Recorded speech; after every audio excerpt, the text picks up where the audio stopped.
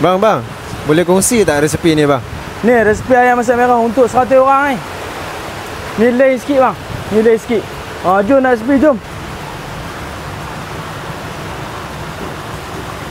Okay geng, kita masukkan daun pandan. Bismillah. Bismillah kita masukkan. Kemudian kita masukkan ni bawang yang telah dihiris, bawang besar telah dihiris, dan daun kari. Bawang besar dihiris ni dalam 1,5 kilo je. Dalam 1,5 kilo kita masukkan. Bismillah. Masukkan cili bos 1,5 kilo je. Sampah ni saya tak biasa lagi buat video macam ni kan. Saya nak minta apa derma seorang RM1 ya. RM1 bulan 7 ni sekolah Al-Najahin dia nak buat, dia nak beli tanah.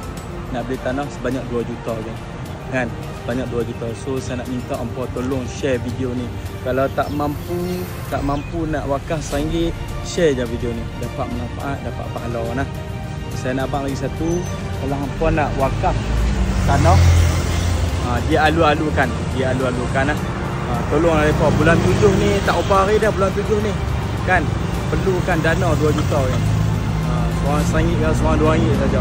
Baik, iklan pun dah tengok, kita boleh wakaf seorang RM1 saja geng. Kalau 1 juta orang tengok dalam video ni, wakaf seorang RM1 saja. Bukan banyak, RM1 saja geng.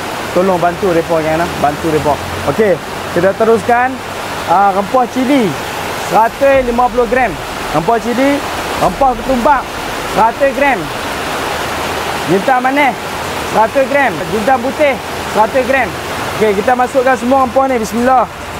Ni rempah daging 250 gram. Kalau hangpa nak rempah ni untuk seekor ayam, 2 ekor ayam, 3 ekor ayam, tengok kat bayu kita kan. Kalau leceh nak buat sendiri, boleh ambil, beli saja kat bayu kita. Ni rempah daging 250 gram. Bismillah. Dan kita masukkan bawang besar yang telah di blend 3 kilo. Bismillah. Halia 1 kilo. Halia 1 kilo. Bismillah. Kita masukkan bawang putih 300 gram. Bismillah.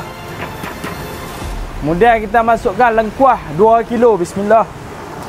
Kemudian kita masukkan serai 2 kilo. Serai dengan lengkuah 2 kilo nah. Bismillah. Kita masukkan sos sikit. Kemudian kita masukkan garam, sebut perasa sikit dan gula. Bismillah.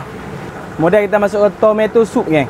Tomato soup 2 tin. Bismillah. Kemudian kita masukkan tomato puri 2 tin. Bismillah. Sedikit ayak. Bismillah. Ayak panas. Okey, gula kabung kita buat 2 ya. Gula kabung 2. Kemudian kita masukkan santan 1,5 kilo. Kita masukkan kacang pis setengah dulu. Okey, kemudian kita masukkan ayam. Okey, customer ni dia order untuk 80 orang. So saya buat dia untuk 100 orang yang kok ada orang ramai ke kan. So dia banyak kali repeat dengan kita bagi lebih lah.